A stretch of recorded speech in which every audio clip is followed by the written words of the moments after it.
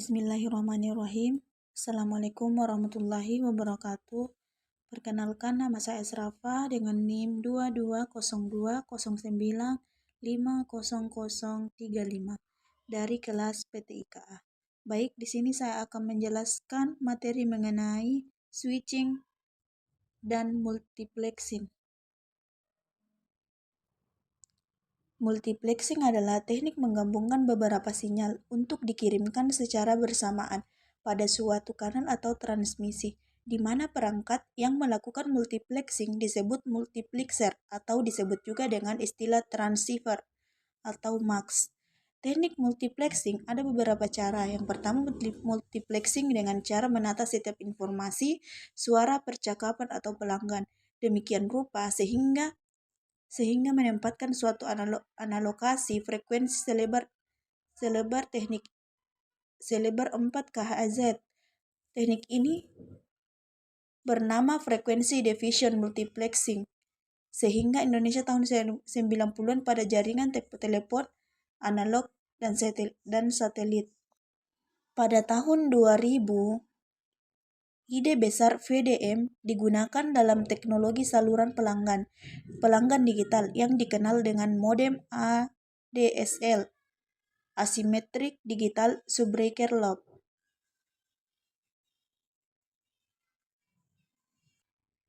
Yang kedua yaitu multiplexing dengan cara tiap pelanggan menggunakan saluran secara bergantian. Teknik ini dinamakan time division multiplexing atau biasa disebut dengan TDM. Setiap pelanggan diberi jatah atau waktu time slot tertentu demikian rupa sehingga semua informasi percakapan dapat dikirim melalui satu saluran secara bersama-sama tanpa disadari oleh pelanggan bahwa mereka sebenarnya menggunakan saluran secara bergantian. Mengapa pelanggan tidak merasakan pergantian itu? Karena pergantiannya terjadi setiap 125 mikrodetik. Beberapa pun jumlah pelanggan atau informasi yang ingin multiplex, setiap pelanggan akan mendapatkan giliran setiap 125 mikrosecond, hanya sejauh waktunya semakin cepat.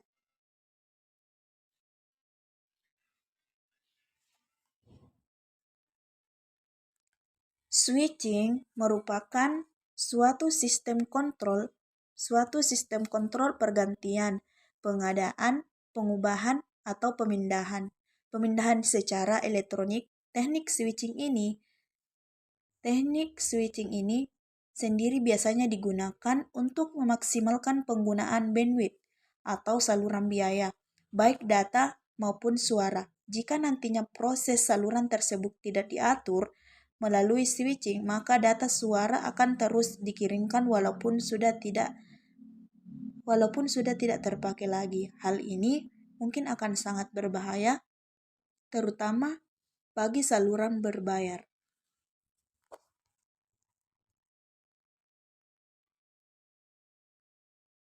Di dalam paket switching, data akan dikonversi ke bentuk data rate, yang mana dua buah stasiun berbeda data rate-nya, yang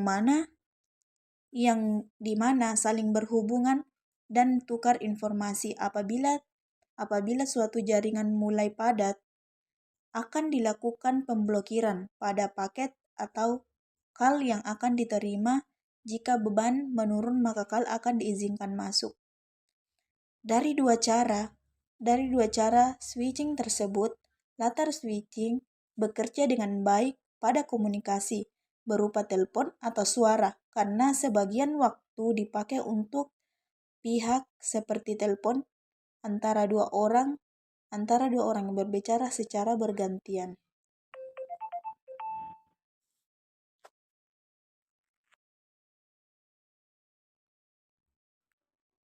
Akan tetapi pada perhubungan maupun komunikasi data, waktu yang dipakai banyak akan terbuang, sehingga metode ini kurang pas diterapkan pada komunikasi data. Oleh karena itu, pada paket switching lebih pas untuk komunikasi data. Baik, sekian dari saya. Wassalamualaikum warahmatullahi wabarakatuh.